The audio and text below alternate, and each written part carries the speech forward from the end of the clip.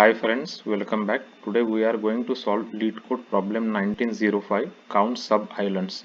This problem was asked by Google, Facebook and Amazon in their past interviews. So let's go through this description of the problem. You are given m by n binary matrices grid 1 and grid 2 containing only zeros and ones. So 0 is water and 1 is land. An island is a group of ones connected four directionally, horizontal or vertical. Any cells outside of the grid are considered water cells. An island in grid 2 is considered a sub-island if there is an island in grid 1 that contains all the cells that make up this island in grid 2. Return number of islands in grid 2 that are considered sub-islands. So they have given us these two examples.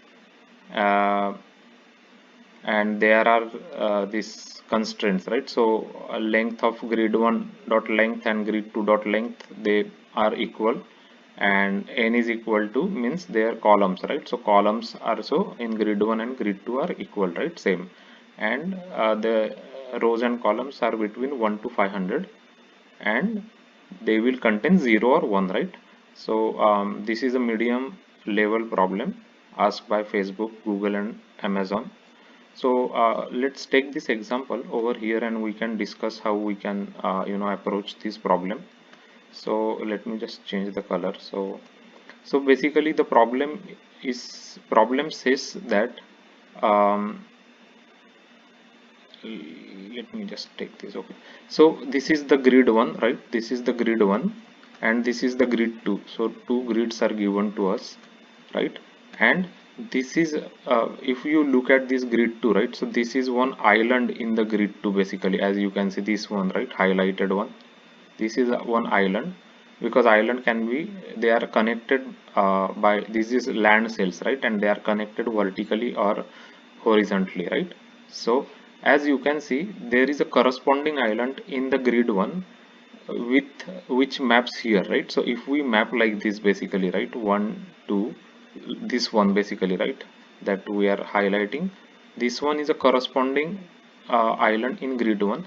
So which means that all the cells of this island in grid 2 are there in grid 1 also, right? If it has some extra cell like this, it is okay, they can have more cells, but every cell in the sense every one cell, right, means land cell should be present in G1, right, of grid 2 should be present in grid 1. Then we can call that as a sub island. So this red is one sub island, right, sub island. So similarly, if you look at this one, this another one, this, there is a corresponding mapping, right? Like the same cell, land cell is there. So this is another sub island, and this one is another sub island here, right? Because there is another mapping here, right? So these are the sub islands. For this one, as you can see, this one there is no mapping here, right? This one there is no mapping in this. If you see, this is a zero cell, right? Means it is water cell, and this one is land cell, so we cannot count it as a sub island. Similarly, if we take this island, this is cannot be counted as a sub island. Why? Because there is no corresponding mapping, because this one, as you see, these are corresponding cells, but they are not all land cells, right? Because this is water cells, so we cannot count these two as the sub islands. So total sub islands in these grids is 3, right? 3 is the total sub islands. This is shown in red color, which are sub islands 1 2 3. So we have to return number of sub islands we are finding in grid 2, which are present in like grid 1, right? So as you can see here, they have explanation, and they said that output is 3, right? Because they found the number of sub islands as 3. So let's revert this highlighted thing back. This just so I can reuse this space again. So now how we are going to solve this problem is using DFS, right? Depth first search or depth first traversal, right? DFS. So how DFS can work in this case is, we will go and we will approach, like we will iterate through grid 2, right, from this cell, top cell, to the bottom cell, and whenever we see any one cell, right, with a land cell, we will start doing DFS. So for example, if we see this one cell, right, then we will start doing DFS in 4 directions, right? So 4 directions, because we can go vertically and horizontally. If this is a ij cell, then you can for example, let's say this one is a I comma j cell, right? I comma j. Let me just revert it back and write it actually here. So I comma j cell is the cell that we are on. So we will look into upward, right? So I minus 1j is this cell, which is upward cell, right? If we are going upward. If we are going downward, then this cell will be I plus 1j, correct? Because this is next row. If we are going on the right side, it will be I plus 1j, right? I j plus 1, correct? Because it's same row, but column will increase here. So j plus 1. And if we are going on the left side, it will be I j minus 1, right? So these are the 4 directions we will go whenever we find any cell with land, right? 1.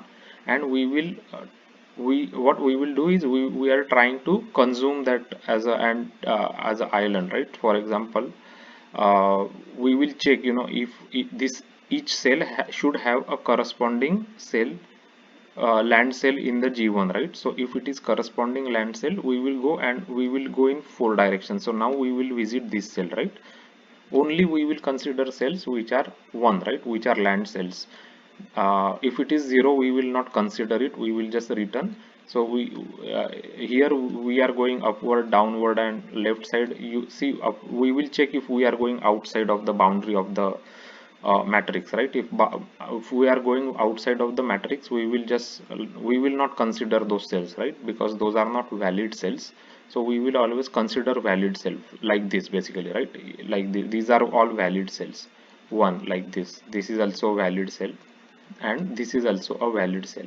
Valid in the sense because it is a land cell, so we want to consider that cell, and then we will want to keep checking at the same location, same position in G1 matrix, right? Every cell we will consider and check it in the same position in the G1 matrix, which is grid 1 matrix. And if we find all corresponding ones here, right, then in that case we will just count that as a sub island, right? So it count will be, first it is 0, now we will increase the count to 1, right? And at the same time we will just make these things, like make the cell as 0, right? So let me show you the code also. So what we will do is we will just change this cell. Once we visit it, we will change it to 2. So from 1 we will mark it to 2. From 1 we will mark this cell to 2. All cells will be 2, right? And why we are doing it? Because once we visit it, we don't want to again recalculate those cells, right? So we don't that's why we are just changing it to 2. So we don't have to recalculate the cells, because land cell is 1, right? So we will avoid 0 and 1. We will just mark it as a 2 after visiting, right? So then again, now after this one we will visit this one, right? So this island we will find, but now corresponding here we will go here. We are seeing it's a water cell, so we will not count it as a sub island, right? Again, now we will visit here. Now for this there is a corresponding one here, right? So we will count it as a sub island, right? Even if we go 4 directions, all are 0 in this direction, and this direction is outside of the boundary, right? So we cannot do anything in the DFS, right? Means because only one cell, it's a one cell island basically. So now we will increment our count to 2. Now we find the second sub island. So similarly we will hit this one and we will try to do DFS. So we will go here, we will go here, but at this point we will know that there is no corresponding island here, right? So this is the corresponding cells we will check. So this is not corresponding island, so we will just kind of skip it, right? We will not consider it as a sub island. And finally this one also is a sub island because there is a 1. This is sub island with a cell 1, right? Only one cell is there, one land cell. So we will just increment it to 3, right? So this is our approach of implementation and solving this problem using DFS. So let us just look into the implementation details now.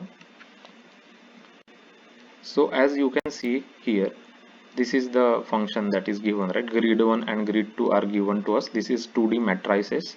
So we will create one integer variable called as sub islands, and we will create one set of boolean, right? So I'll explain you why we have created a set, and we will hold one we will create one 2D array called as visited, because we don't want to, once we visit a cell, we don't want to revisit that cell again, right? So we will just keep track of what cells we have visited using this visited matrix. And then here is our we are now traversing through the grid 2, right? Grid 2 basically. And whenever we find any one, we will first start, like we'll clear the set and we will start doing DFS, right? Because now we have found one island in grid 2. Now we want to check if it is a sub island or not, so that one we are checking using DFS. So DFS function is here. Its return type is void, so we are passing two matrices, the position ij, right, of the cell, starting cell, and then we will pass set here, right, boolean set, and we will pass our visited array here. So first thing we want to check is, are we going outside of the boundary of the matrix, right? So this is what we are checking here. Are we going outside of the boundary? Or if the cell we are visiting, if it is a zero cell, then in that case we just want to return, right, because that is not a valid cell. Or if we have already visited that cell right here, then we will just return from that point. We will not go forward because that is not a valid cell for visiting now. And then after that, we first want to check the cell that we are visiting has a corresponding one cell in matrix 1, right? If there is no corresponding one cell in matrix 2, where we are checking it here, right, in uh, then if we find corresponding matrix cell, so what I mean to say is, whenever we, let me just take this out so I can explain you again.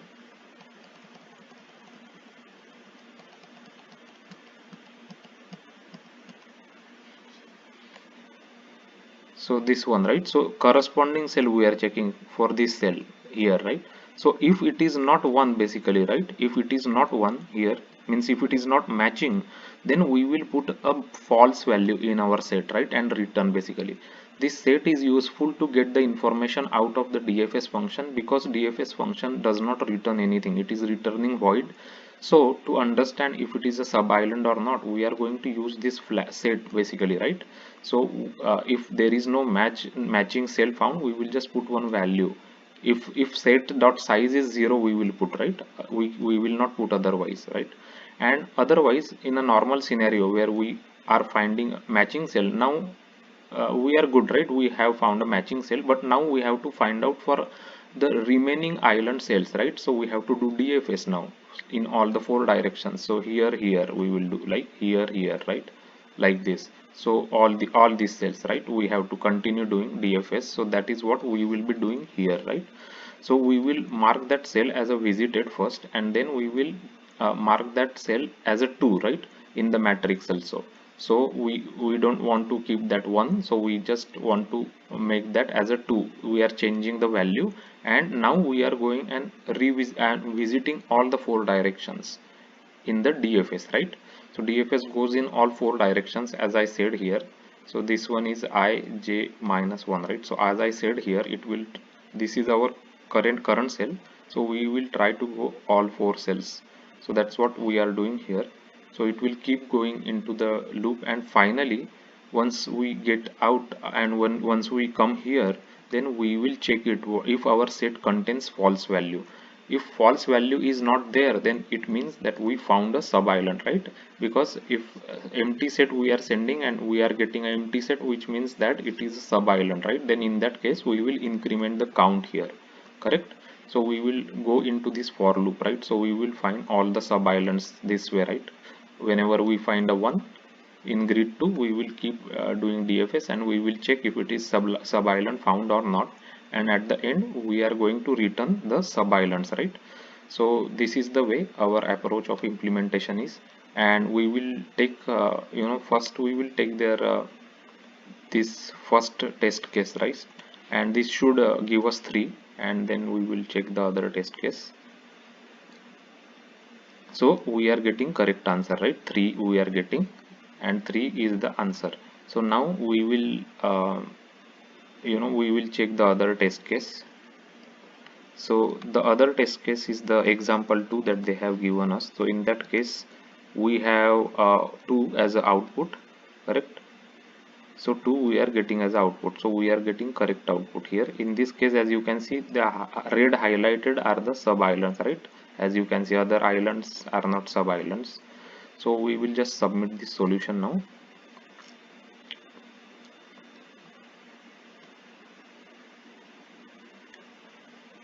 So our solution got accepted by LeetCode. So this is the way we can solve count sub islands problem. This was asked by Facebook, Google and Amazon. So make sure you understand and practice this problem. Also, if you haven't already visited my playlist of LeetCode and LeetCode solutions, please visit it. It has a lot of like more than 100 solved problems explained with examples and Java code. Also, it consists of different variety of problems that were asked in coding interviews by big tech companies like Amazon, Apple, Google, Facebook, Microsoft, and many others. The variety of questions it has is dynamic programming, then array list, linked list related problems, string related interview questions, DFS, BFS, graph tree questions. So you can go through that playlist. And also, if you are preparing for telephonic Java interviews, there is a playlist called as Java interview, which has a frequently asked interview questions by big tech companies. Please go through it. If you find this video helpful, if you like this solution, please hit like and subscribe. Your subscription is really important to us because that is the way the video can reach to more people. They can also watch these solutions and get help during their interview preparation and Java interview preparation. So please subscribe it to the channel. Thanks for watching the video.